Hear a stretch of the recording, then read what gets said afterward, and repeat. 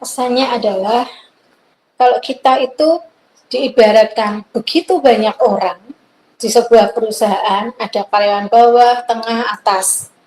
Kita itu adalah orang-orang yang dekat dengan pimpinan, adalah orang-orang yang dekat dengan penguasa, dengan Bapak. Makanya hanya sedikit orang yang dilihat langsung oleh Bapak, termasuk di dalamnya adalah kita. Kita bisa membayangkan seperti di dalam sebuah perusahaan, yang namanya atasan itu kalau salah sedikit sangat dilihat, tidak? Begitupun dengan kita. Jadi kalau ada penglihatan yang tidak baik, bukan karena Abah tidak suka dengan kita, tapi terlebih karena Abah itu memandang kita. Amin. Dia memandang kita sehingga dia tahu secara rinci keadaan kita. Dan kalau ada yang jelek, anaknya yang sedang sakit, yang sedang tidak benar, pasti dikasih tahu, tidak? Supaya apa? Supaya diperbaiki. Jadi jangan terus malah putus asa, tapi bergegas dengan lebih baik. Pesannya hari ini adalah itu. Supaya memang pesan Bapak itu, kita memang harus terus berproses, bahkan sampai akhir hayat hidup kita. Karena dengan berprosesnya kita, semakin hari semakin ada kesempurnaan, semakin dewasa. Ada amin? Itu pesannya Bektus Hasil. Saya takut lupa karena tadi pagi dapatnya, jadi saya sampaikan supaya tidak menjadi sebuah kesedihan, tapi menjadi motivasi yang besar, ya. Kita mulai saja.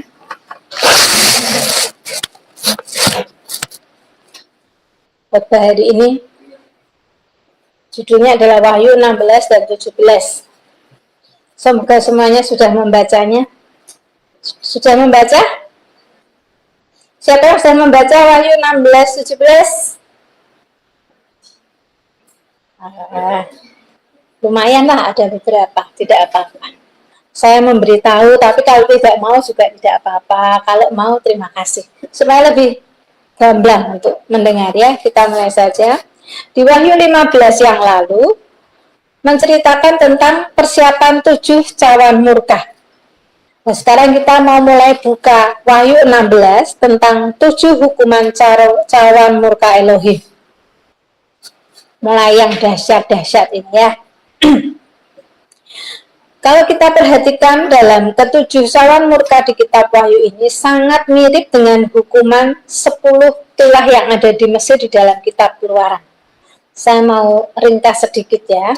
Bisa ditampilkan multimedia.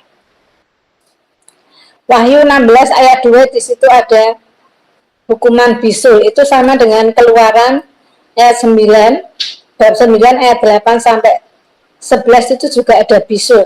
Nanti di bawah saya akan berikan ayatnya. Ini hanya ringkasan dulu supaya kita lebih mudah untuk memahami.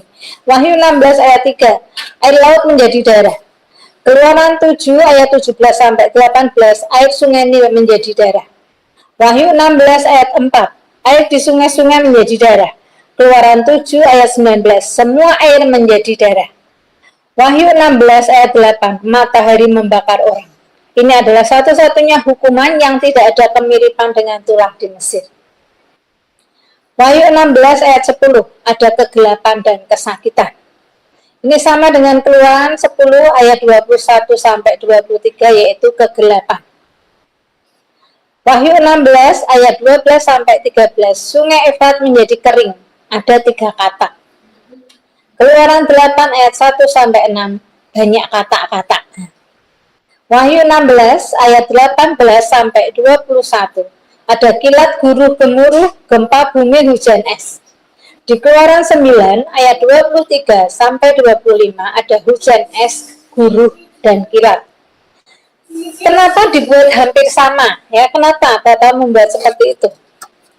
Tetapi hukuman yang di kitab Wahyu itu lebih berat pastinya.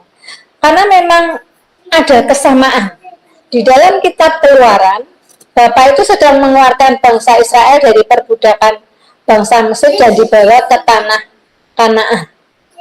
Tapi kalau di kitab Wahyu, Bapak sedang melepaskan umatnya dari segala kesengsaraan dan kejahatan dari roh antikristus untuk dibawa ke zaman baru, yaitu kerajaan 1000 tahun, di mana Tuhan Yesus akan menjadi raja di bumi. Jadi keduanya sama-sama untuk membebaskan. Dalam sebuah pembebasan pasti ada proses. Demikian juga dengan kita, ya. Baik di perjanjian lama sampai di wahyu sama. Tidak tiba-tiba kita mendapat hadiah begitu ya, maksudnya. Melalui sebuah proses yang tak diselamatkan, yang tidak benar dia dihukum. Itu keadilan dari Elohim.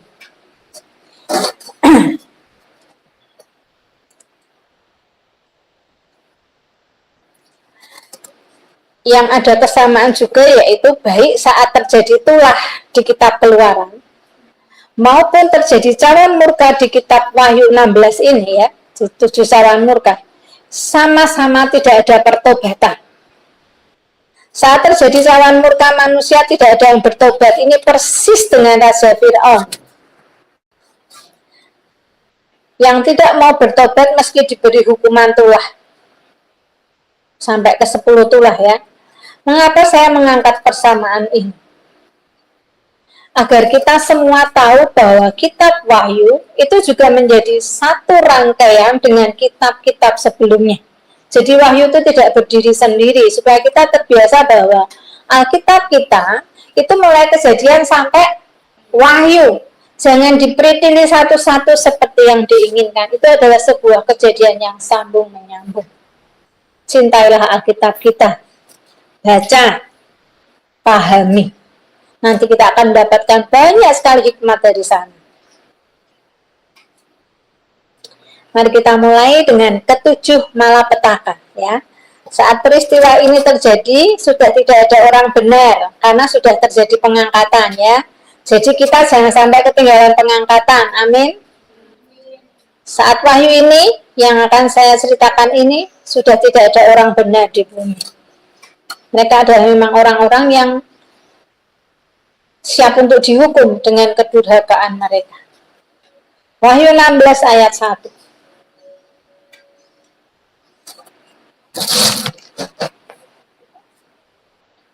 Dan aku mendengar suara yang nyaring dari dalam bait suci berkata dengan ketujuh malaikat itu, pergilah dan tumpahkanlah ketujuh cawan murka Elohim ke atas bumi. Perintah untuk menumpahkan cawan ini datang langsung dari bait suci Elohim di surga, ya, artinya langsung dari Bapa Yahweh. Dan ketujuh malaikat sudah berbaris membawa cawan murka sesuai urutannya. Bisa membayangkan, ya, malaikatnya sudah jejer-jejer, semua bawa cawan masing-masing. Antri memberikan bencana di bumi. Lalu ayat 2, maka pergilah malaikat yang pertama, dan ia menumpahkan cawannya ke atas bumi. Maka timbullah bisul yang jahat dan yang berbahaya pada semua orang yang memakai tanda dari binatang itu dan yang menyembah patungnya. Jadi malapetaka pertama adalah bisul yang jahat. Artinya bisul yang sangat parah dengan sakit yang luar biasa. Siapa yang pernah bisulan? Bisul biasa kecil saja rasanya gimana? Cenut-cenut, ya. Di badan greges semua, sampai panas. Apalagi ini disebut bisul yang jahat. Betapa mengerikan. Saya bayangkan bisulnya besar-besar terus bedos. Saya membayangkan sendiri di seluruh tubuh, jadi mengerikan. Dan ini tertimpa kepada mereka yang memakai tanda dari binatang dan menyembah patungnya. Ini adalah hukuman bagi mereka. Bisa jadi, ini bisa jadi, menurut bayangan saya. Mungkin chip yang dipakai mereka mendatangkan infeksi yang berat. Dan barang itu tidak bisa dikeluarkan dari tubuh. Sehingga mereka mendapatkan di seluruh tubuhnya keluar bisul-bisul yang jahat itu. Ini bayangan saya gitu. Kan itu benda asing, ya, dimasukkan. Ini belum sekarang loh, ya, besok jangan bayangkan sekarang. Saya membayangkan kejadiannya seperti itu. Chip yang sudah masuk tidak bisa keluar dan itu menjadikan sumber infeksi yang begitu dahsyat sehingga sampai melepuh-lepuh seperti bisul yang besar-besar, maka disebut bisul yang jahat. Kita boleh tuh, ya, bayangkan sendiri, di sini tertulisnya seperti itu. Maka harus diingat tolak keras semua pemasangan chip yang masuk ke tubuh dengan alasan apapun, ya, dengan alasan apapun. Chip, karena pasang chip berarti penderitaan di masa kesusahan besar bagi yang tidak diangkat dan masuk ke neraka dan binasa. Kalau hari-hari ini kita sering dengar vaksinasi ada chipnya atau apapun, ya, mulai sekarang berhati-hatilah dengan vaksinasi, minta petunjuk Roh Kudus, jaga kesehatan secara benar atas tubuh kita masing-masing, karena lebih baik imunisasi dari tubuh sendiri, ya, daya imun kita sendiri daripada vaksinasi yang dimasukkan dari luar ke tubuh kita, karena yang dimasukkan yang namanya vaksin itu adalah kuman. Jadi jagalah tubuh kita dengan baik, jaga kesehatan, makanya jangan ngawur, banyak olahraga. Ini intermezzo saja untuk kita semua, ya.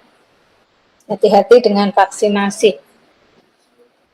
Lalu saya mau ambil persamaan bisul atau darah ini dengan yang ada di Keluaran 9 ayat 8 sampai 11, saya bacakan. Berfirmanlah Tuhan kepada Musa dan Harun, ambillah selaga dari dapur, peleburan serangkup penuh, dan Musa harus menghamburkannya ke udara di depan mata Fir'aun. Maka selaga itu akan menjadi debu, meliputi seluruh tanah Mesir, dan akan menjadi bara yang memecah sebagai gelembung pada manusia dan binatang di seluruh tanah Mesir. Lalu mereka mengambil selaga dari dapur peleburan dan berdiri di depan Fir'aun. Kemudian Musa menghamburkannya ke udara, maka terjadilah bara yang memecah sebagai gelembung pada manusia dan binatang, sehingga ahli-ahli itu tidak dapat tetap berdiri di depan Musa karena bara-bara itu. Sebab ahli-ahli itu pun juga kena bara sama seperti orang Mesir. Ayat ini yang membuat saya tadi bilang, chip itu mungkin membuat membuat orang yang memakai itu infeksi, melepuh, bisunya pecah, gelembung-gelembung pecah. Saya karena baca ayat ini, ya. Jadi tadi saya tidak hanya inspirasi saya, imajinasi saya sendiri, tapi saya membayangkan dengan ayat di Keluaran ini. Banyak lepuhan, gelembung, lalu pecah. Jangan pakai chip, ya. Semoga kita semua diangkat. Tapi kalau ada dari kita yang tidak diangkat, jangan pakai chip. Please. Wahyu 16 ayat 3. Dan malaikat yang kedua menumpahkan cawanya ke atas laut, maka airnya menjadi darah, seperti darah orang mati, dan matilah segala yang bernyawa yang hidup di dalam laut. Ini malaikat yang kedua menumpahkan cawanya ke atas laut, maka air seluruh lautan di dunia menjadi darah. Semua makhluk yang ada di laut mati. Dengan kematian seluruh makhluk di laut berarti banyak bangkai, tidak? Bau bangkai, bau busuk, bau darah. Dan itu di seluruh dunia. Bayangkan sendiri. Apalagi yang rumahnya dekat laut bisa membayangkan, ya, laut itu kan sangat luas. Saat laut itu menjadi darah, dan makhluk-makhluk di dalamnya mati menjadi bangkai, itu menjadi bau yang busuk dan menjadi sumber penyakit. Jadi begitu mengerikannya penghukuman dari Elohim. Jadi takutlah akan Bapa, ya. Jadi kalau sekarang itu kita masih bisa menikmati air yang jernih, bersyukurlah. Bersyukurlah, amin. Karena itu kemurahan Bapa. Kalau Bapak sudah tidak mau ngasih air, dikasihnya darah, bayangin kita minum darah loh saking hausnya. Hal ini juga sama terjadi dengan tulah pertama yang di Mesir, yaitu air menjadi darah. Di Keluaran 7 ayat 17 sampai 18. Sebab itu, beginilah firman Tuhan. Dari hal yang berikut akan kau ketahui bahwa akulah Tuhan. Lihat, dengan tongkat yang di tanganku ini akan kupukul air yang di sungai Nil, dan air itu akan berubah menjadi darah. Dan ikan yang dalam sungai Nil akan mati, sehingga sungai Nil akan berbau busuk. Maka orang Mesir akan segan meminum air dari sungai Nil ini. Ya, sama, ya, ini baru sungai Nil dan laut, belum yang lainnya. Kita lanjutkan lagi. Wahyu 16 ayat 4. Dan malaikat yang ketiga menumpahkan cawanya di atas sungai-sungai dan mata-mata air dan semuanya menjadi darah. Tadi baru laut, masih bisa minum dari air sungai, dari air pam ya. Sekarang sungai-sungai dan semua mata air diubah menjadi darah oleh malaikat yang ketiga. Jadi jangan buka keran keluar air, buka keran keluar darah. Mau ambil di sungai darah, mau ambil di sumur darah, semua mata air berubah menjadi darah. Mau tidak minum darah? Ini melanggar hukum Taurat meminum darah. Makanya jangan sampai ketinggalan pengangkatan. Amin.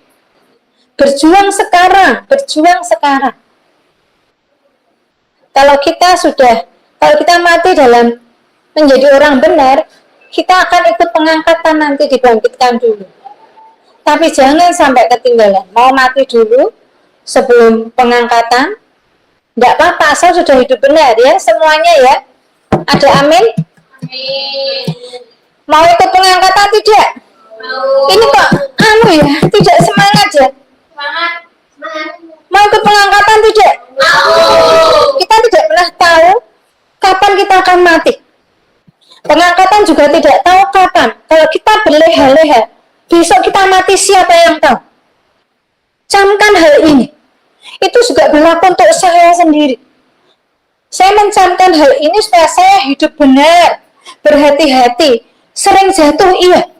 Siapa orang yang tidak pernah jatuh? Semua orang pernah jatuh. Tapi jangan terlalu lama saat jatuh. Bangkit. Soalnya mengejar waktu yang tidak jelas ini. Kalau kita mati dulu sebelum pengangkatan, setidaknya kita mati sebagai orang benar, bukan orang fasik. Kita akan bisa ikut perjamuan kawin anak domba. Puji Tuhan lagi kalau kita bisa menyaksikan Tuhan Yesus datang di awan-awan. Itu kita berarti ikut mengalami pengangkatan dan kita diangkat bersama. Itu loh pengharapan kita. Jadi ikut Tuhan itu jangan setengah-setengah. Ikut Tuhan itu tenanan, jangan suam-suam koko, dimuntahkan Tuhan.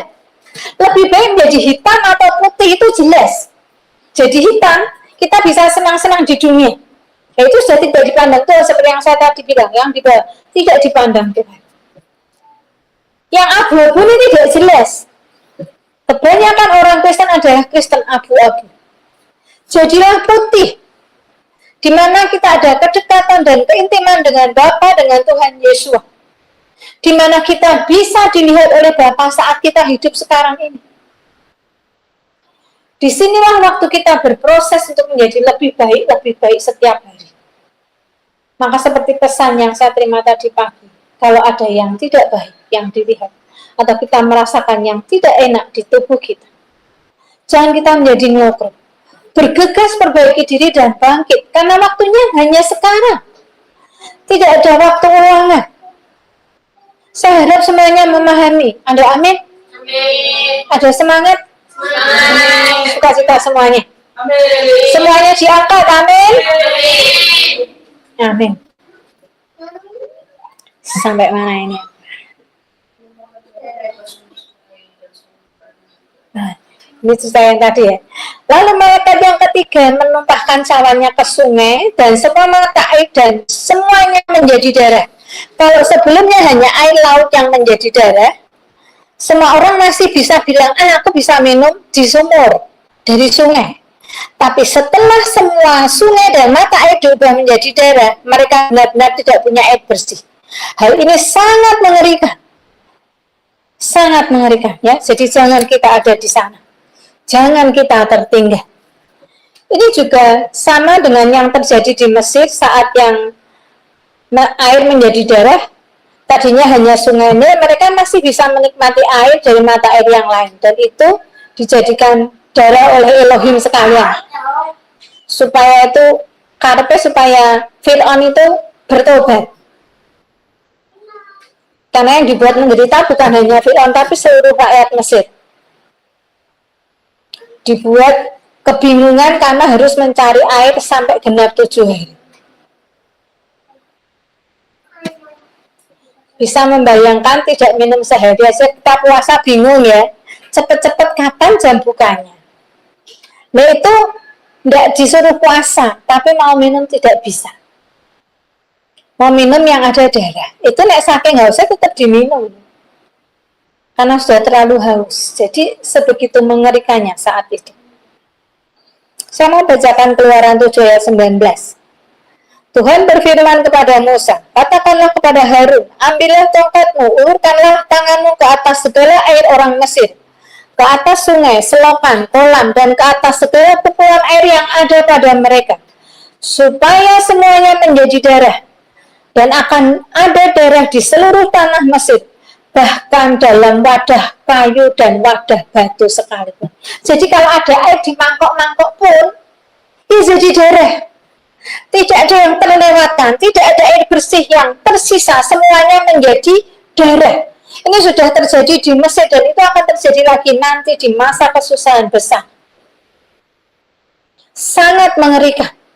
Takutlah akan Bapa Yahweh, lakukan perintah-perintahnya. Jangan menjadi seorang pendurhaka.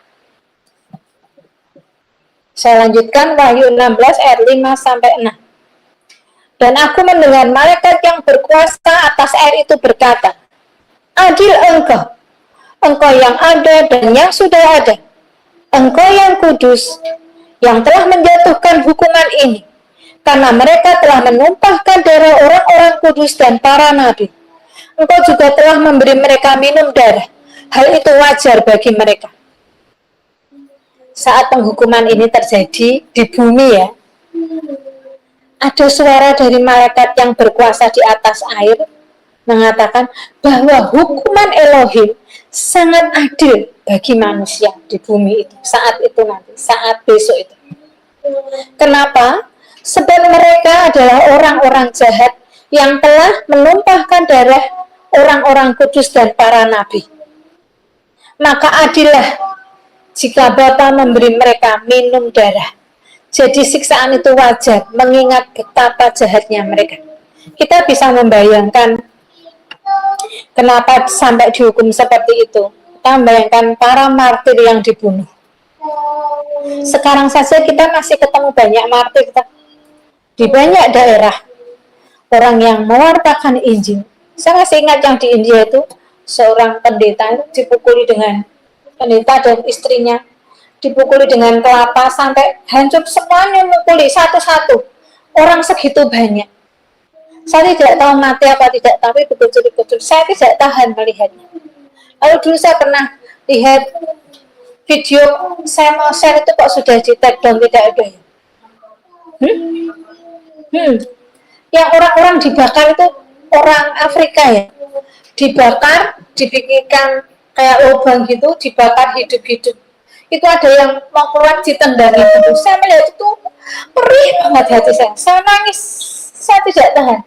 Saya belum download video itu, tapi saya sudah sampai terekam di hati saya. Betapa jahatnya orang yang membunuh orang-orang kudus. Dan itu masih terus terjadi sampai saat ini. Kita juga bisa membayangkan dulu bagaimana para rasul disiksa. Orang-orang Kristen pertama yang dihukum, mereka mempersembahkan darahnya sampai titik darah penghabisan.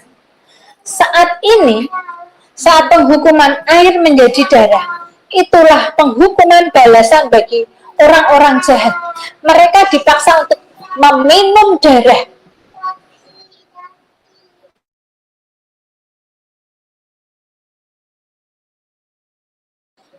Mereka dipaksa untuk meminum darah. Jadi malaikat yang penguasa air tadi bilang, mereka layak menerima itu karena saking jahatnya mereka. Seperti itu ya. Wahyu 16 ayat 7. Dan aku mendengar mesbah itu berkata, ya Tuhan Elohim, yang maha kuasa, benar dan adil segala penghakiman. Juga terdengar suara dari mesbah yang memberikan pujian atas penghukuman ini. Ngerti tidak siapa suara dari mesbah itu? Suara dari mesbah itu adalah suara orang-orang kudus dan para nabi yang telah dibunuh. Jadi tadi malaikat penguasa air bilang, Bapa engkau adil, Sekarang ada suara lagi. Jadi kalau manusia melihat, kok Bapa tega banget memberi air pada manusia. Tapi yang namanya malaikat dan para nabi yang telah dibunuh memuji Bapa karena keadilannya baru turun. Di Wahyu 6 dulu, itu jiwa-jiwa di Mesbah kan bilang, kapan Elohim akan dibalaskan darah kami? Mana ya? Ingat gak? Seperti itu ya. Mereka minta keadilan kepada Elohim, kapan dibalaskan darah mereka? Dan Elohim berfirman, suruh beristirahat dulu sampai genap jumlah kawan-kawan mereka. Itu di Wahyu 6. Dan penghukumannya dicurahkan ini di Wahyu 16. Maka jiwa-jiwa di Mesbah dan malaikat penguasa di ayat tadi bilang, terpujilah Bapa dengan segala penghukumannya yang adil. Paham sampai di sini?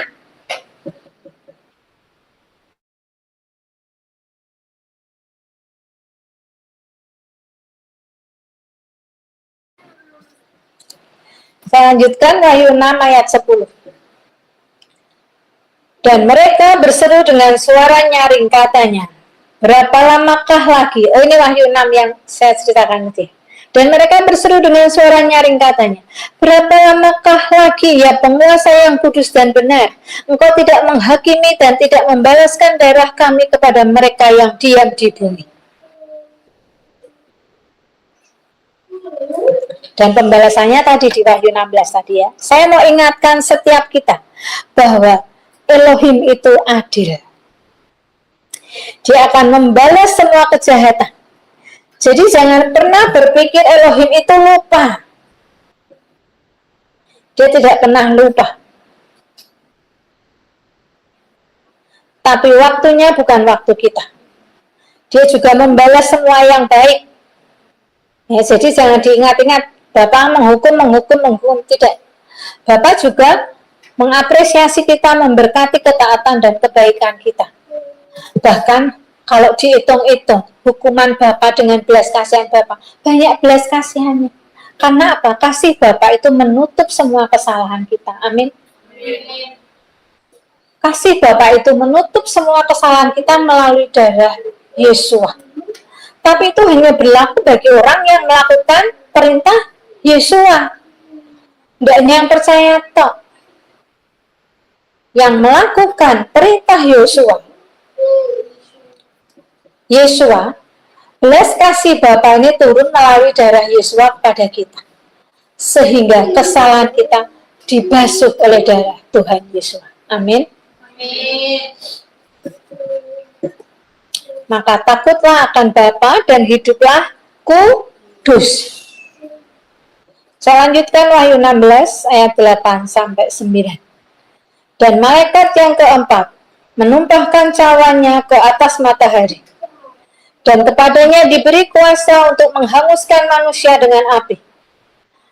Dan manusia dihanguskan oleh panas api yang dahsyat. Dan mereka menghujat nama Elohim yang berkuasa atas malapetaka itu, dan mereka tidak bertobat untuk memuliakan Dia. Saat malaikat keempat menumpahkan cawannya ke atas matahari, maka matahari menjadi sangat panas dan sinarnya menghanguskan atau membunuh manusia. Dulu ya, beberapa waktu yang lalu, saat panas di bumi meningkat, pernah ingat ya, ada yang suhunya sampai 50 derajat di beberapa tempat. Bayangkan ini masih ada lapisan ozon di bumi. Besok waktu cawan ini ditumpahkan, lapisan itu diambil Bapa. Sehingga panas matahari benar-benar langsung membakar manusia. Baru panas 50 derajat saja sudah banyak yang mati. Apalagi ini besok diambil lapisan ozonnya, lapisan pelindung. Ini kan kita dilindungi Bapa karena kemurahannya. Karena kita masih berada di masa kasih karunia. Maka pakailah ini dengan sebaik-baiknya. Jangan hidup serampangan.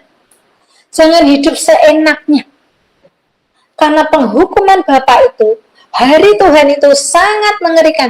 Bahkan seorang pahlawan pun akan menangis. Ngerti yang dinamakan pahlawan itu orang yang gagah perkasa, dia tidak akan tahan dengan penghukuman Elohim ini. Jadi yang sekarang hidupnya masih seenaknya sendiri, masih serampangan, masih melakukan banyak dosa, semaunya, bertobatlah. Ini juga berlaku untuk saya. Pesan ini dua arah. Hidup kudus dan benar itu harus dilatih, tidak bisa langsung seperti membalikkan tangan, tidak. Saya mau hidup baik, saya mau hidup kudus, Bapak. Saat ini memang bisa, besoknya tidak. Harus ada sebuah pembiasaan yang kita lakukan. Minimal 21 hari melatih. Lebih baik lagi setengah tahun. Kebiasaan itu akan masuk ke dalam tubuh kita. Jadi apa yang mau kita bentuk, ditanamkan saja. Kalau mau bentuk jelek, ya jadi jelek. Kalau mau bentuk bagus, ya jadi bagus. Mulai 21 hari, mungkin ujian penyembahan, melakukan olahraga, dan lain-lain. Harus jaga kesehatan loh ya. Jangan vaksinasi. Olahraga. Disiplin. Latihan 21 hari, ini pesan khusus saja dari saya. Latihan 21 hari. Setelah 21 hari berhasil, latihlah selama 6 bulan. Maka itu akan menjadi habit kita. Amin. Kita akan menjadi manusia yang sehat, baik jasmani maupun rohani. Itu yang dimau Bapa. Kita dibentuk menjadi bejana yang luar biasa, yang indah. Ada yang kecil, ada yang besar, tapi semuanya indah dan bisa dipakai, bisa digunakan Bapa. Amin. Amin. Amin. Amin. Amin. Kapan saja bisa bilang amin. Dan saat terjadi panas matahari yang begitu hebat itu, manusia itu ngerti loh, kalau yang bisa melakukan itu hanya Elohim. Tapi mereka tetap tidak bertobat, malah semakin menghujat nama Elohim. Tidak tahu yang diomongkan, tapi ini adalah Elohim yang membuat. Terus mereka mengatakan kata-kata yang buruk. Jadi kalau memang orang sudah tidak benar untuk memuji Bapa saja sangat berat. Beberapa kali saya menemui pasien yang mau meninggal. Saya cerita sedikit saja. Bahkan untuk bilang Tuhan saja tidak bisa. Benar. Saya sudah nonton bilang, Tuhan ampuni dosaku, yang agamanya Kristen atau Katolik. Saya beberapa kali ketemu pasien itu, saya bilang Tuhan Yesus, tidak bisa. Kenapa? Karena mereka tidak pernah inti. Maka kalau kita keintiman itu harus dibina, tidak bisa tiba-tiba, tidak bisa. Nah ya kalau kita besok itu masih hidup. Nek besok kita kontraknya habis, kita mau apa? Kita mau apa? Ingat loh ini, waktu kita itu hari ini. Hari ini untuk persiapan besok. Karena besok kita tidak tahu masih hidup atau tidak. Tekankanlah ini di hati setiap kita masing-masing supaya kita lebih hati-hati menjalani hidup ini. Ya. Untuk panasnya matahari ini adalah satu-satunya hukuman yang dicawan tapi tidak ada pemiripan di zaman tulah Mesir. Karena waktu di Mesir matahari nanti masih baik-baik saja dulu. Besok sudah tidak baik-baik saja ya. Wahyu 16 ayat 10 sampai 11. Dan malaikat yang kelima menumpahkan cawanya ke atas tahta binatang itu. Dan kerajaannya menjadi gelap. Dan mereka menggigit lidah mereka karena kesakitan. Dan mereka menghujat Elohim yang di surga karena kesakitan karena bisul mereka. Tetapi mereka tidak bertobat dari perbuatan-perbuatan mereka. Sebelum saya menerangkan yang ini, saya mau bacakan dulu yang di Keluarannya, yang sama dengan di tulah ke-9 di Mesir, supaya bisa membayangkan. Keluaran 10 ayat 21 sampai 23. Berfirmanlah Yahweh kepada Musa, ulurkanlah tanganmu ke langit supaya datang gelap meliputi tanah Mesir, sehingga orang dapat meraba gelap itu. Lalu Musa mengulurkan tangannya ke langit dan datanglah gelap gulita di seluruh tanah Mesir selama 3 hari. Tidak ada orang yang dapat melihat temannya, juga tidak ada orang yang dapat bangun dari tempatnya selama 3 hari. tetapi pada semua orang Israel ada terang di tempat kediamannya. Jadi kita bisa membayangkan gelapnya seperti apa, karena di Wahyu tidak diterangkan jelas, tetapi di Keluaran di Tuas 9 ini terangkan dengan jelas bahwa gelapnya itu sampai bisa diraba, benar-benar gelap gulita sampai orang tidak bisa berdiri dari tempatnya, karena tidak tahu mau jalan kemana. Karena kalau orang tidak buta tiba-tiba gelap kan kita bingung ya. Mereka tidak bisa meraba temannya siapa, hanya bisa begini. Itu kegelapan yang akan terjadi. Karena di Wahyu tidak diterangkan jelas, saya ambil perbandingan di kitab Keluaran ini. Jadi kita bisa membayangkan kegelapan seperti apa yang diberikan Elohim atas penghukuman cawan murka yang malaikat kelima ini. Lalu malaikat yang kelima menumpahkan caranya ke tahta binatang itu dan kerajaannya menjadi gelap. Maksudnya adalah tahta antikris. Sekarang ini ya, antikris sudah mulai bekerja dan akan terus bekerja. Mempengaruhi banyak pemimpin di dunia. Sampai nanti akhirnya dia akan mendapat popularitas. Sekarang antikris belum mendapat popularitas, tapi dia sudah mulai merekrut. Yang direkrut itu ya bukan kita orang-orang biasa begini. Yang direkrut antikris itu adalah orang-orang cerdas, orang-orang yang kaya raya, yang uangnya nggak bisa dihitung. Kita sebenarnya langsung kelihatan ya, rekening kita itu nolnya kelihatan, 3, 5, berapa. Itu uang mereka nolnya nggak bisa dihitung. Itu yang direngkuh oleh antikris. Orang pintar, orang cerdas-cerdas, kaya raya, dan orang yang punya apa? Kekuasaan. Artinya para pemimpin dunia. Sampai nanti akan ada masa di mana ada susah, antikris itu memberikan solusi. Itu belum masa kesusahan besar sekarang. Memberikan solusi, terus memberikan solusi. Sampai nanti popularitas itu benar-benar di atas. Saat sudah pengangkatan, popularitas antikris itu sudah nomor 1.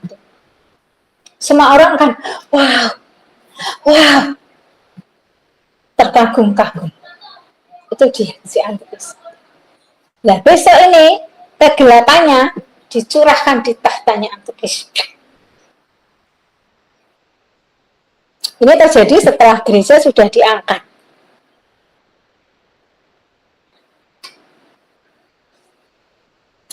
Dan nanti bumi sudah menjadi kekuasaan antikris, tahtanya ada di sana.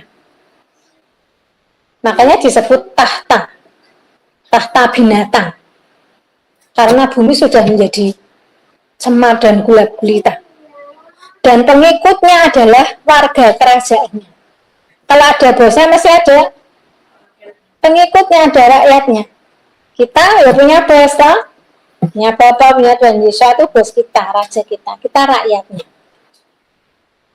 Saat cawan kelima ditumpahkan ke tahta binatang itu, maka terjadilah kegelapan. Kalau di Mesir hanya kegelapan, kalau di sini kegelapan dan kesakitan. Kesakitan karena tadi loh, bisul jahat. Ya. Kesakitan yang hebat karena bisul jahat sampai mereka menggigit lidah. Saking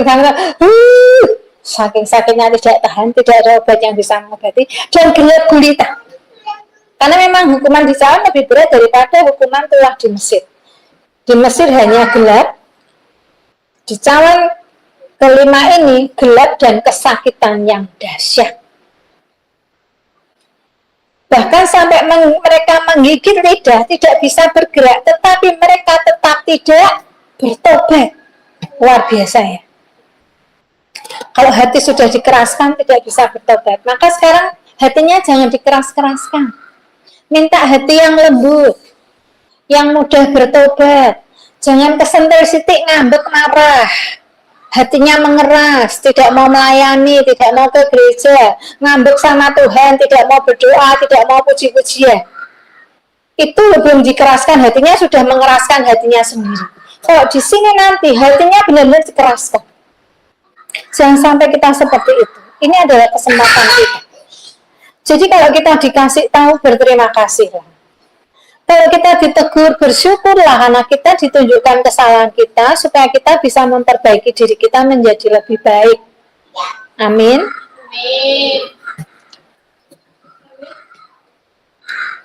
Saya lanjutkan Wahyu 16 ayat 12. Dan malaikat yang keenam menumpahkan cawanya ke atas sungai yang besar, sungai Efrat. Lalu keringlah airnya, supaya siaplah jalan bagi raja-raja yang datang dari sebelah timur. Saat malaikat keenam menumpahkan cawanya ke sungai yang besar, yaitu sungai Efrat, sungai itu menjadi kering. Dan keringnya sungai Efrat ini memang disiapkan oleh Elohim untuk menjadi jalan bagi raja-raja dari sebelah timur untuk menyerang Israel, dan nubatan di Alkitab tergenapi. Ya, besok saat perang Harmagedon, nanti semua bangsa-bangsa yang bersatu dengan antikris itu nanti ngeroyok Israel semua. Israel benar-benar sendiri. Dan ini Bapak kasih jalan sungai Efrat, sehingga nanti bangsa-bangsa dari terbit matahari dari timur, bangsa-bangsa timur itu musuhnya Israel ini ngeroyok Israel semua. Memang saatnya Israel diberi hukuman waktu itu. Kalau sekarang Israel masih menang deh, menang. Karena Bapak sendiri yang menjadi penjaga Israel.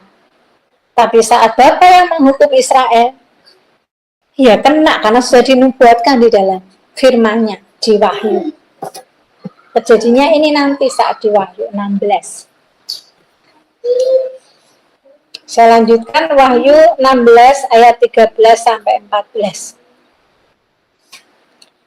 Dan aku melihat dari mulut naga, dan dari mulut binatang, dan dari mulut nabi palsu itu keluar 3 roh najis yang menyerupai katak. Itulah roh-roh setan yang mengadakan perbuatan-perbuatan ajaib. Dan mereka pergi mendapatkan raja-raja di seluruh dunia untuk mengumpulkan mereka guna peperangan pada hari besar, yaitu hari Elohim yang Maha Kuasa. Hukuman ini juga ada kesamaan dengan tulah di Mesir ya. Bedanya di Cawan Murka kataknya banyak sekali. Di Cawan Murka katanya 3, kalau di Mesir katanya banyak di seluruh tanah Mesir. Saya bacakan dulu sebelum saya kasih keterangan ini. Di Keluaran 8 ayat 5 sampai 6. Berfirmanlah Tuhan kepada Musa, katakanlah kepada Harun, ulurkanlah tanganmu dengan tongkatmu ke atas sungai, ke atas selokan, dan ke atas kolam, dan buatlah katak-katak bermunculan meliputi tanah Mesir. Lalu Harun mengulurkan tangannya ke atas segala air di Mesir, maka bermunculanlah katak-katak lalu menutupi tanah Mesir. Di tanah Mesir semuanya diliputi katak. Bahkan sampai di istananya Fir'aun, di mangkok-mangkoknya ada kataknya. Menjijikkan ya. Tapi saat di Cawan Murka tadi ada kataknya berapa? 3. Hanya 3. 3 tapi dahsyat, besar ya. Karena itu roh-roh setan. Roh-roh setan yang punya jabatan. Kelak di masa kesusahan besar itu antikris dan nabi palsu bekerja sama. Bekerja sama untuk memerangi Israel. Antikris dan nabi palsu akan melobi banyak kepala negara untuk bersekutu memerangi Israel. Ceritanya begitu, jadi dinamakan roh-roh setan, katak. Keluarnya nanti dari antikris, dari nabi palsu, dan dari naga. Jadi kalau sekarang sudah terjadi perang di Israel, maka perang itu tidak akan pernah berhenti. Yang ada hanya mereda atau memanas lagi. Dan waspadalah serta amati perkembangan bangsa Israel dan hubungannya dengan akhir zaman. Jadi amati saja, karena Israel itu adalah jam dindingnya Bapa. Paham ya sampai di sini ya? Kalau tidak paham nanti streaming ulang sendiri. Wahyu 16 ayat 15 sampai 16. Lihatlah aku datang seperti pencuri. Berbahagialah dia yang berjaga-jaga dan yang memperhatikan pakaiannya, supaya ia jangan berjalan dengan telanjang dan jangan kelihatan kemaluannya. Lalu ia mengumpulkan mereka di tempat yang dalam bahasa Ibrani disebut Armageddon. Saya mau menerangkan sedikit tentang perang ini, boleh ya? Ada dua jenis perang yang terjadi di masa kesusahan besar nanti. Yang pertama adalah perang di 3,5 tahun pertama. Di masa kesusahan besar itu kan 3,5 tahun pertama dan 3,5 tahun kedua ya. Di pembukaan meterai yang keempat itu perang terjadi di 3,5 tahun pertama pada masa kesusahan besar, yaitu pembukaan meterai keempat. Yang terjadi adalah perang besar yang berlangsung di 1/4 wilayah dunia. Kemungkinan ini nanti adalah perang dunia yang ketiga, yang melibatkan Amerika dibantu negara NATO melawan Rusia yang dibantu negara-negara pendukungnya. Pokoknya 1/4 negara nanti perang semua. Itu perang dunia ketiga. Itu nanti di 3,5 tahun masa kesusahan yang pertama. Saya bacakan, ini tertulis di Wahyu 6 ayat 7-8. Dan ketika anak domba itu membuka meterai yang keempat, aku mendengar suara makhluk yang keempat berkata, "Mari." Dan aku melihat sesungguhnya ada seekor kuda hijau kuning dan orang yang menungganginya bernama Maut dan kerajaan Maut mengikutinya. Dan kepada mereka diberikan kuasa atas 1/4 dari bumi untuk membunuh dengan pedang dan dengan kelaparan dan sampar dan dengan binatang-binatang buas yang di bumi. Ini Wahyu 6 ayat 7-8. Perang di 3,5 tahun pertama ya. Lalu perang di 3,5 tahun kedua masa kesusahan besar terjadi di cawan murka yang ke-6. Perang ini terjadi di 3,5 tahun kedua masa kesusahan besar, yaitu penumpahan cawan murka ke-6. Ini adalah perang besar antara Israel melawan koalisi negara-negara Islam di Timur Tengah. Semua besok ngeroyok Israel ya. Alkitab menyebutnya perang Harmagedon. Dalam perang Harmagedon inilah kota Yerusalem akan jatuh ke tangan musuh. Dan Elohim menolong Israel. Itu terjadi di akhir masa kesusahan besar nanti. Setelah bertobat baru ditolong ya. Saat perang Armageddon nanti Israel itu benar-benar sendirian dan kalah. Ini terjadi karena Bapa penjaga Israel yang menghendakinya untuk membuat Israel mengakui dan menerima Tuhan Yesua sebagai juru selamat mereka. Karena sekarang Israel belum menerima Tuhan Yesus sebagai juru selamatnya. Ya, penghukumannya besok di perang Harmagedon. Dan setelah mereka mengakui dan memanggil Yesus sebagai juru selamat mereka, maka Tuhan Yesus akan menolong mereka memerangi musuh mereka, dan kakinya akan berjejak di Bukit Zaitun dan akan menjadi raja segala raja di bumi di zaman baru ya. Saya mau bacakan penghukuman Israel ini dari Zakaria 14 ayat 1-2. Sesungguhnya akan datang hari yang ditetapkan Tuhan, maka jarahan yang dirampas daripadamu akan dibagi-bagi di tengahmu. Aku akan mengumpulkan segala bangsa untuk memerangi Yerusalem, kota yang akan direbut. Rumah-rumah akan dirampoki dan perempuan-perempuan akan ditiduri. Setengah dari penduduk kota itu harus pergi ke dalam pembuangan, tetapi selebihnya dari bangsa itu tidak akan dilenyapkan dari kota itu. Ini nubuatan untuk orang Israel, supaya menerima Tuhan Yesus sebagai juru selamat.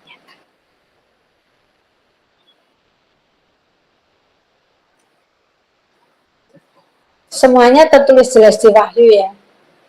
Sebetulnya kalau kita mau belajar Wahyu, kita pasti takut Tuhan. Kita pasti bersiap-siap dan berbenah. Menyiapkan baju putih untuk pengangkatan. Mari kita kembali ke cawan murka lagi ya. Wahyu 16 ayat 17. Dan malaikat yang ketujuh menumpahkan cawannya ke angkasa. Dan dari dalam bait suci kedengaranlah suara yang nyaring dari tahta itu, katanya, sudah terlaksana.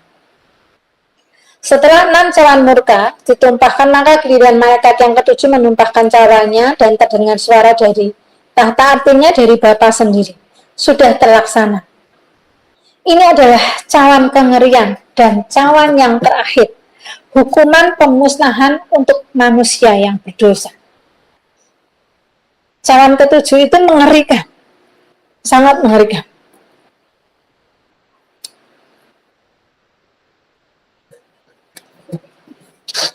Ini Wahyu 16 ayat 8 sampai 20 adalah hukumannya ya, dari cawan tadi. Maka memancarlah kilat dan menderulah bunyi guru. Dan terjadilah gempa bumi yang dahsyat seperti belum pernah terjadi sejak manusia ada di atas bumi. Begitu hebatnya gempa bumi itu. Lalu terbelahlah kota besar itu menjadi 3 bagian. Dan runtuhlah kota-kota bangsa-bangsa yang tidak mengenal Elohim. Maka teringatlah Elohim akan Babel yang besar itu, untuk memberikan kepadanya cawan yang penuh dengan anggur kegeraman murkanya. Dan semua pulau hilang lenyap, dan tidak ditemukan lagi gunung-gunung. Dan hujan es besar seberat 100 pon jatuh dari langit menimpa manusia. Dan manusia menghujat Elohim karena malapetaka hujan es itu, sebab malapetaka itu sangat dahsyat.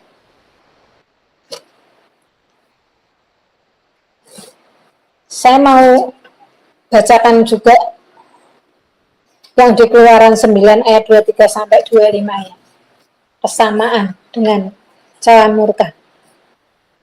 Lalu Musa mengulurkan tongkatnya ke langit, maka Yahweh mengadakan guruh dan hujan es. Dan api pun menyambar ke bumi. Dan Yahweh menurunkan hujan es meliputi tanah Mesir. Dan turunlah hujan es beserta api yang berkilat-kilat di tengah-tengah hujan es itu. Terlalu dahsyat seperti yang belum pernah terjadi di seluruh negeri orang Mesir sejak mereka menjadi suatu bangsa. Hujan es itu menimpa binasa segala sesuatu yang ada di padang, di seluruh tanah Mesir, dari manusia sampai binatang. Juga segala tumbuh-tumbuhan di padang ditimpa binasa oleh hujan es itu. Dan segala pohon di padang ditumbangkannya. Kalau yang di Keluaran itu lebih jelas. Cuman bobotnya lebih berat di cawan murka. Ya. Saat cawan ketujuh ditumpahkan ke bumi, maka terjadi bencana yang dahsyat dan mengerikan, dimulai dari apa tadi? Kilat. Kilatnya mesti kilat yang luar biasa, lalu guruh dan gempa bumi yang sangat hebat yang belum pernah ada sejak manusia ada di atas bumi. Kalau dihitung skala Richternya tidak terhitung, pecah alatnya. Begitu hebatnya gempa bumi itu sampai kota-kota terbelah, pulau-pulau hilang, bahkan gunung-gunung tidak ada lagi, hancur, rata. Bumi hancur berantakan dengan gempa yang dahsyat itu.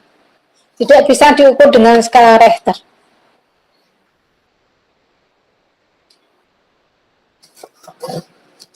Dan saudaraku, saat bumi ini dihancurkan, teringatlah Bapa akan kota Babel yang besar itu,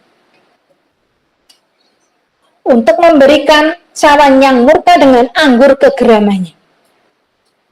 Kalau saya boleh menggambarkan kegeraman Elohim ini adalah kemurkaan, geram, benci, kecemburuan yang penuh, yang telah ditahan Elohim ribuan tahun kepada kota Babel. Masih ingat tidak di Wahyu 14 yang lalu saya menunjukkan bahwa kota Babel itu nubuatan untuk kota Roma. Saya tidak mengarang ini ya, karena ini tertulis di kamus Alkitab di bagian belakang Alkitab. Anda bisa melihatnya masing-masing di Alkitab Anda. Alkitab LAI boleh, semua. Di belakangnya ada tulisannya. Babel adalah nubuatan untuk kota Roma. Saya lupa mau screenshot, tayangkan fotonya di sini. Ya, sesudah terjadi gempa dan kehancuran itu, bila masih ada manusia yang hidup, maka akan menghadapi apa? Hujan balo es, bukan hujan es ya, hujan balo es. Ngerti nggak dulu kalau jualan es sak balok-balok gini, sekarang kan esnya yang pecah-pecah itu kristal ya. Kalau dulu kan lempengan gitu ya. Dan ini besok adalah yang tidak mati karena gempa, mereka akan menghadapi hujan balok es seberat 45 kilo turun ke atas bumi. Hmm? 45 kilo kira-kira. 1 pon itu setengah kiloan. Dan dipastikan siapa yang tertimpa es itu pasti mati dong. Wong kita kena es segini saja, kena kepala ya mati. Apalagi memang itu mau dihukum. Yang datang adalah 45 kilo. Berarti 2 sak beras beratnya. Tapi itu es yang keras, dia mesti langsung mati. Dan saat itu manusia itu tetap tidak bertobat loh, tapi malah semakin menghujat Elohim karena dahsyatnya malapetaka itu. Luar biasa jahatnya. Saya tuh waktu bikin khotbah ini ya, saya membayangkan saja dada saya rasanya sesak dan ngeri. Maka saya ulangi lagi, pastikan kita semua tidak berada di sana pada waktu itu. Amin. Caranya piye? Caranya hidup benar dan kudus, banyak pujian penyembahan, keintiman, melakukan firman. Jangan ngomong tok, aku tidak mau ketinggalan pengangkatan. Aku mau ikut pengangkatan. Lah kok enak. Semua bayar harga. Bayar harganya kapan? Saat ini dan waktu kita terus berjalan. Itu saatnya bayar harga. Waktu tidak pernah kembali. Jangan menyesal di kemudian hari. Kalau kita sudah berada di sana, kita tidak bisa kembali. Kita tidak hanya menghadapi kengerian dan penderitaan di bumi, tapi juga kebinasaan di neraka. Ya, amit-amit ya, jangan sampai ke sana. Kita lanjutkan Wahyu 17. Di Alkitab ini judulnya penghakiman atas Babel. Seperti di Wahyu 14 kemarin, saya pernah menunjukkan foto dari keterangan di belakang Alkitab itu ya, bahwa Babel adalah nubuatan tentang kota Roma, supaya kita lebih mudah memahami isinya.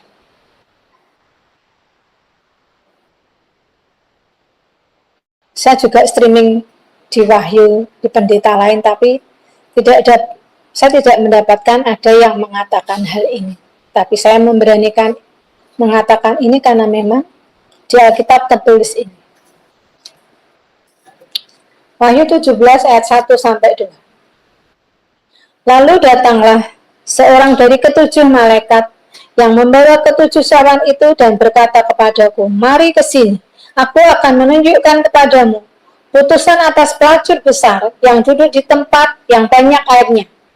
Dengan dia raja-raja di bumi telah berbuat cabul, dan penghuni-penghuni bumi telah mabuk oleh anggur percabulannya.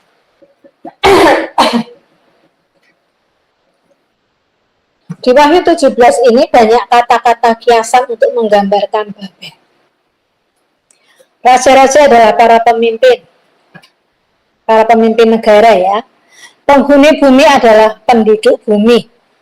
Berbuat cabul di sini bukan secara harafiah, bukan perzinahan manusia, laki-laki dan perempuan bukan ya, tapi yang dimaksud di sini adalah percabulan rohani, yaitu penyembahan kepada ilah lain. Itu yang dinamakan perzinahan rohani di hadapan Elohim. Sebab bagi Elohim, semua penyembah Elohim yang setia itu diibaratkan dengan seorang wanita atau kekasihnya Elohim. Jadi kalau tidak setia disebut apa? Berzina secara rohani. Lalu mabuk oleh anggur percabulannya maksudnya adalah dibuat tidak sadar atau disesatkan oleh semua pengajarannya. Wahyu 17 ayat 3. Dalam roh aku dibawanya ke padang gurun. Ini tadi malaikat kan ngejak Yohanes ya. Yang dikasih lihat adalah Yohanes. Dalam roh aku dibawanya ke padang gurun, dan aku melihat seorang perempuan duduk di atas seekor binatang yang merah ungu, yang penuh tertulis dengan nama-nama hujat. Binatang itu mempunyai 7 kepala dan 10 tanduk. Seorang perempuan adalah lambang dari umat Tuhan. Ini bisa bangsa Israel atau gereja seperti di Wahyu 12.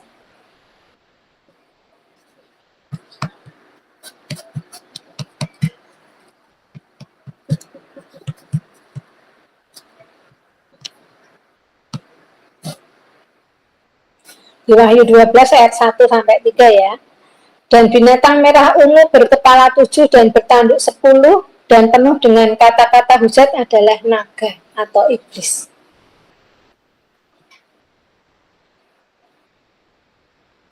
Saya mau bahas sedikit tentang binatang merah ungu ini ya, yang di Wahyu 12 ayat 1 sampai 3. Maka tampaklah suatu tanda besar di langit.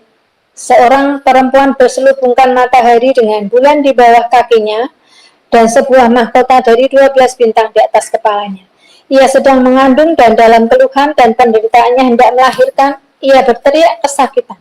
Maka tampaklah suatu tanda yang di langit, dan lihatlah seekor naga merah padam yang besar, berkepala 7 dan bertanduk 10, di atas kepalanya ada 7 mahkota. Jadi supaya jelas, yang di Wahyu 17 tadi adalah sama dengan yang di Wahyu 12. Binatang merah padam yaitu naga, berkepala 7 dan bertanduk 10. Wahyu 17 ayat 4 sampai 5. Dan perempuan itu memakai kain ungu dan kain kirmisi yang dihiasi dengan emas, permata dan mutiara. Dan di tangannya ada suatu cawan emas penuh dengan segala kekejian kenajisan percabulannya. Dan pada dahinya tertulis suatu nama, suatu rahasia, Babel besar, ibu dari wanita-wanita pelacur dari kekejian bumi. Dan wanita itu memakai kain ungu dan kain kirmisi dan dihiasi oleh emas dan permata dan mutiara. Ini artinya adalah bergelimangan dengan semua kemewahan dunia. Dan di tangannya ada suatu cawan emas penuh dengan segala kekejian dan kenajisan percabulannya. Cawan itu apa? Cawan emas adalah bentuk penyembahan atau pemujaan. Tetapi pemujaannya tidak tertuju kepada Elohim, maka disebut cawan emas penuh dengan kekejian dan kenajisan percabulan rohani. Dan yang disembah adalah hewan berkepala 7 dan bertanduk 10 tadi. Dan di dahinya tertulis suatu nama, suatu rahasia, Babel besar, ibu dari wanita-wanita pelacur dan dari kekejian di bumi. Dan bahkan sampai saat ini namanya masih menjadi rahasia bagi banyak orang ya. Masih jadi rahasia. Hari ini saya memberanikan diri menulis ini. Yang boleh terima tidak apa-apa, yang tidak menerima juga tidak apa-apa.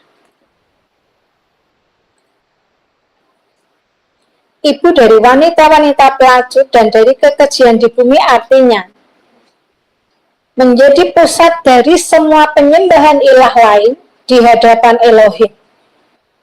Ya, menjadi pusat penyembahan Elohim itu adalah melacur.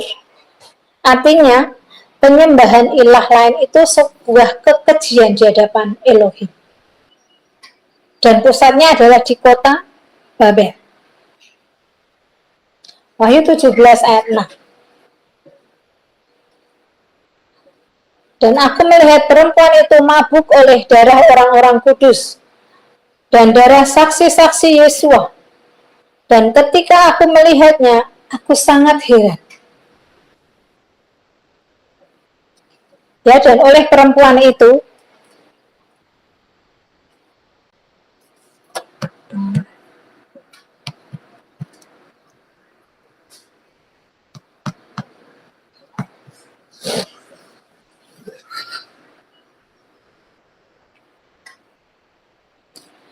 Dan oleh perempuan itu, ribuan orang-orang kudus dan saksi-saksi Yesua telah dibunuh. Mengapa dibunuh mereka? Mengapa mereka gampang membunuh? Karena mereka punya alasan. Kalau tidak sesuai dengan ajaran mereka, ajaran yang dibuat oleh perempuan itu, maka semua orang disebut bidat, lalu dihukum. Maka disebut apa? Mabuk oleh darah orang-orang kudus. Saking banyaknya darah yang dicurahkan atas perempuan itu. Darah-darah orang benar ya yang dicurahkan. Bukan darah penjahat, tapi darah orang benar. Wahyu 17 ayat 7. Lalu kata malaikat itu kepadaku, mengapa engkau heran? Aku akan mengatakan kepadamu rahasia perempuan itu dan rahasia binatang yang memikulnya. Binatang yang berkepala 7 dan bertanduk 10 itu. Saat Yohanes keheranan dengan perempuan itu, malaikat itu menjawab, mengapa kamu heran? Kalau saya boleh meneruskan, pasti malaikat itu akan bilang, mengapa kamu heran dengan yang dilakukan oleh perempuan itu? Kan perempuan itu dikuasai oleh binatang yang memikulnya, yaitu naga yang berkepala 7. Jadi ya pasti yang dilakukan ya seperti itu. Yang menguasai siapa, yang dilakukan ya buahnya seperti yang menguasai rohnya itu. Di Mazmur, ular yang memiliki kepala banyak itu berdiam di lautan disebut apa? Lewiatan. Saya mau tuliskan ini juga. Mazmur 74 ayat 13 sampai 14. Engkaulah yang membelah laut dengan kekuatanmu, yang memecahkan kepala ular-ular naga di atas muka air. Engkaulah yang meremukkan kepala-kepala lewiatan, yang memberikannya menjadi makanan penghuni-penghuni padang belantara. Bagi yang tidak tahu, supaya kita ngerti, lewiatan ada ular yang kepalanya 7. Lewiatan ada loh di Alkitab. Bagi yang belum ngerti, baca. Maka baca Alkitab, di sana banyak sekali pengetahuan di dalam Alkitab kita. Saya lanjutkan Wahyu 17 ayat 8. Adapun binatang yang telah kau lihat itu telah ada namun tidak ada. Ia akan muncul dari jurang maut dan ia menuju kepada kebinasaan. Dan mereka yang diam di bumi, yaitu mereka yang tidak tertulis di dalam kitab kehidupan sejak dunia dijadikan, akan heran apabila mereka melihat bahwa binatang itu telah ada namun tidak ada dan akan muncul lagi. Kata-kata ini sangat membingungkan. Tapi saya coba kasih penjelasan sedikit. Kalau sekarang kita tidak pernah melihat naga yang hidup ya. Kayaknya kan sudah punah. Tapi banyak rumah pemujaan dihiasi dengan patung-patung naga. Benar enggak? Dekorasi-dekorasinya, bahkan bentuk baju banyak dari artis-artis atau gambar tato banyak sekali yang memakai gambar naga. Banyak sekali. Kita bisa, saya tidak usah sebutkan. Tapi banyak tempat pemujaan yang di sana banyak patung naga. Atau kolam-kolam dihiasi dengan naga. Tato-tato. Hati-hati ya. Kita harus menghindari semua gambar atau bentuk naga dalam kehidupan kita sebagai tindakan profetik bahwa kita tidak menjadi pemujanya.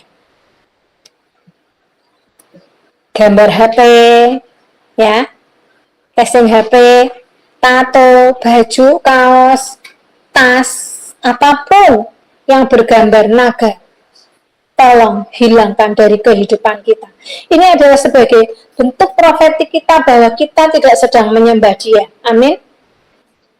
Amin.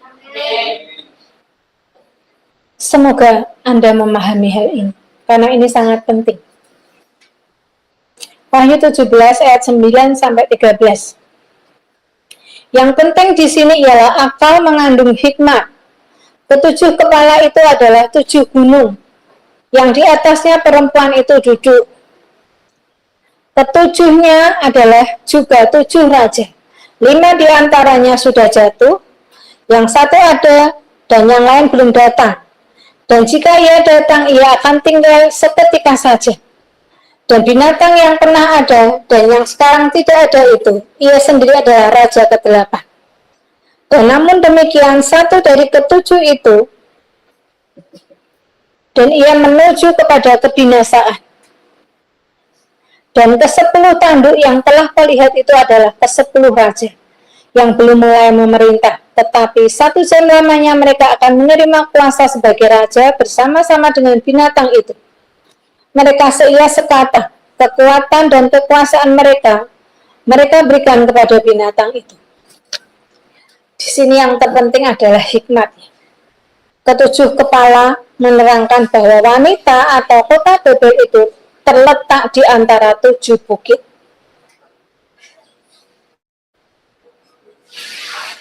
Ketujuh kepala itu juga melambangkan 7 orang raja. 5 raja sudah dirobohkan, sekarang yang ke-6 lah yang memerintah.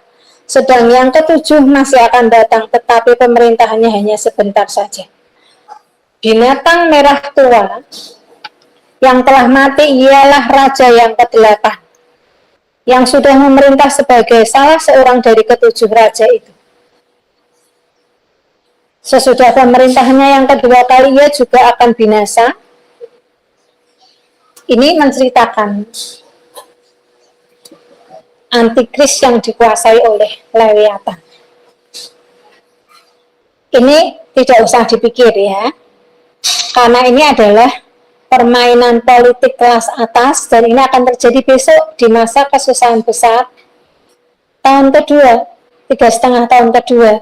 Jadi tidak usah pikir itu siapa, itu di mana, biarkan saja. Yang penting tugas kita adalah menyiapkan diri kita. Amin.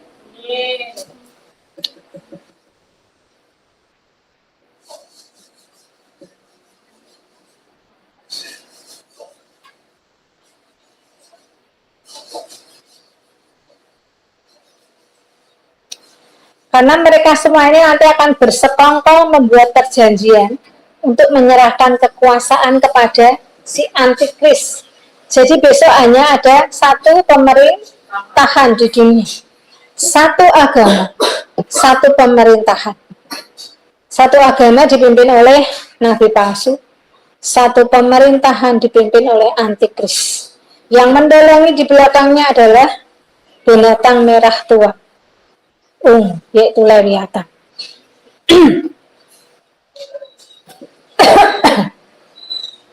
Wahyu 17 ayat 14. Mereka akan berperang melawan anak domba, tetapi anak domba akan mengalahkan mereka, karena ia adalah Tuhan di atas segala Tuhan dan Raja di atas segala Raja. Mereka bersama-sama dengan dia juga akan menang, yaitu mereka yang terpanggil dan yang telah dipilih dan yang setia. Ya, gerombolan si jahat ini tadi, yang di atas para raja-raja ini tadi, mereka akan memerangi anak domba. Tapi Tuhan Yesus besok akan mengalahkan dengan hembusan napasnya saja. Mereka akan kalah semua.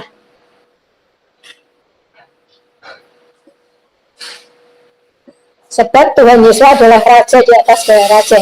Dan pengikut-pengikutnya Tuhan Yesus juga ikut menang. Siapa mereka? Mereka adalah orang-orang yang terpanggil, terpilih, dan setia. Siapa yang terpanggil? Nek sudah dipanggil, apakah terpilih?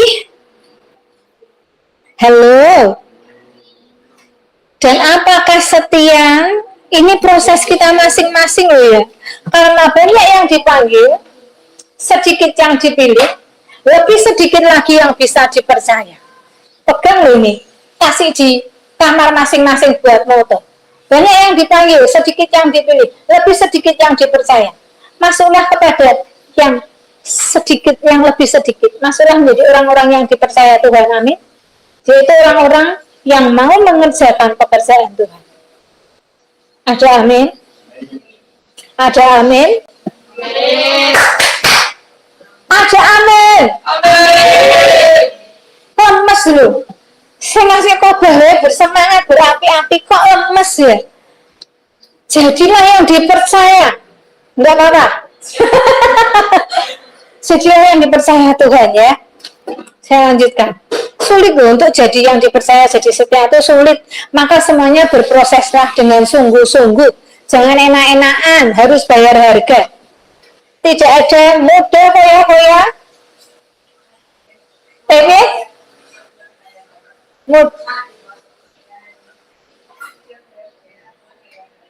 Mudah hoya-hoya, tua kaya raya, mati masuk surga.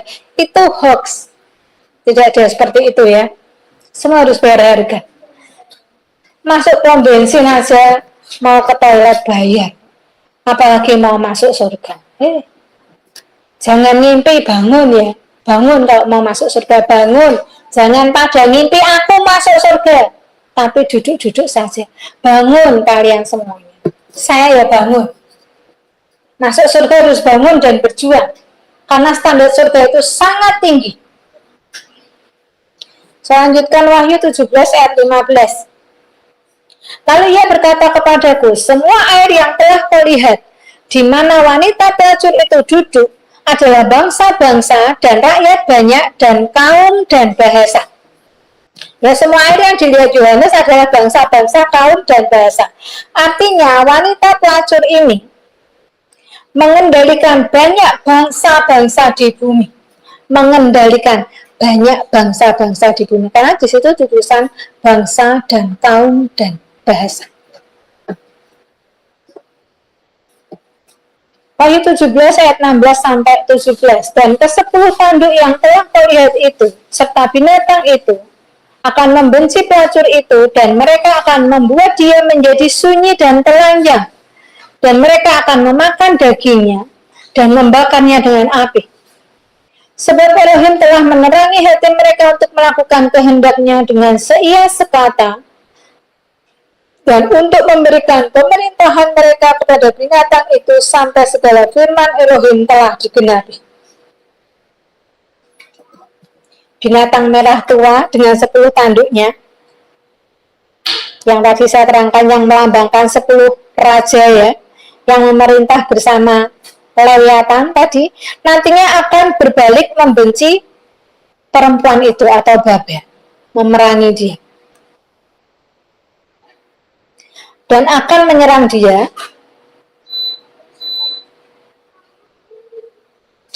Maaf.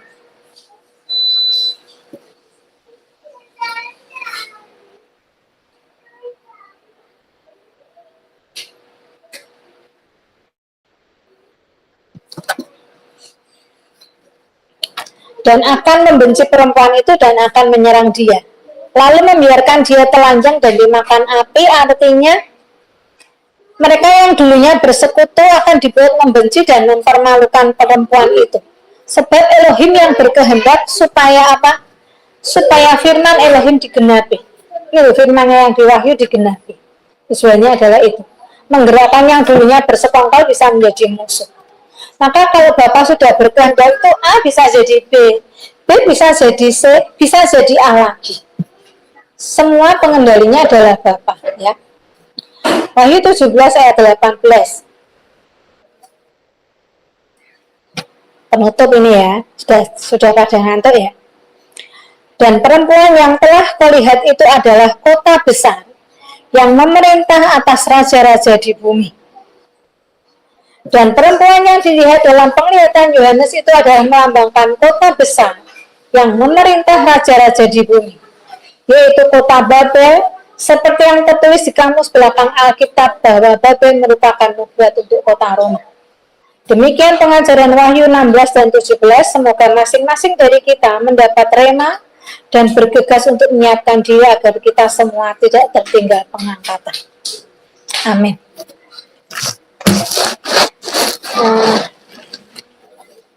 Oh ya, saudaraku, saya mau ajak semuanya setelah mengerti begitu dasarnya cawan murka, yuk kita bergegas memperbaiki diri kita dengan keintiman kita dengan Tuhan Yesus, supaya kita bisa diangkat. Karena yang diangkat itu yang hatinya tidak bercacat dan berkerut. Artinya selain melakukan perintah Bapa, hati kita juga bersih. yang tidak ada dendam dan lain-lain. Semoga itu semua nanti yang kita siapkan menjadi dupa yang mewangi seperti minyak narwastu.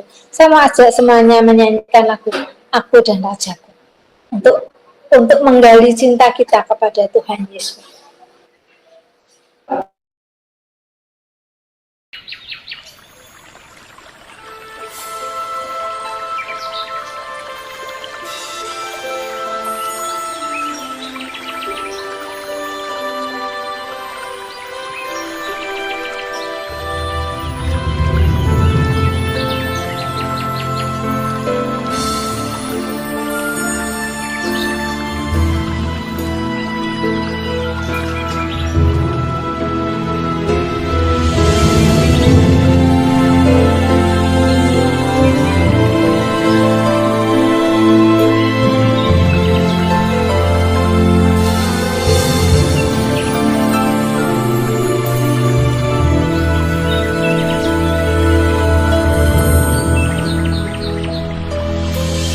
Semerbak narwastu penyembahanku di hadapan Sang Raja yang duduk di tahta,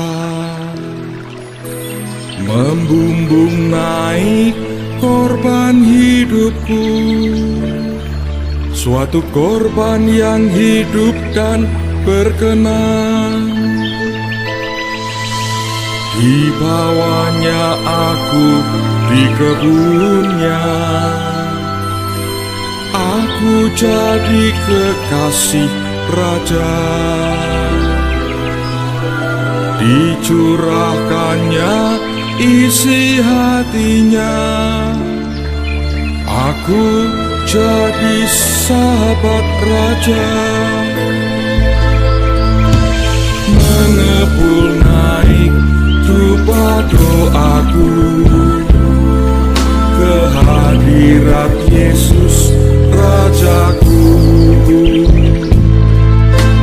Dibawanya aku mengiring jolinya, aku memerintah bersama Dia.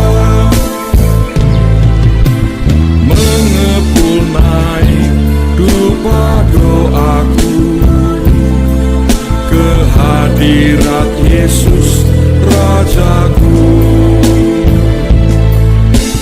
Dibawanya aku mengiring jolinya, aku memerintah bersama Dia.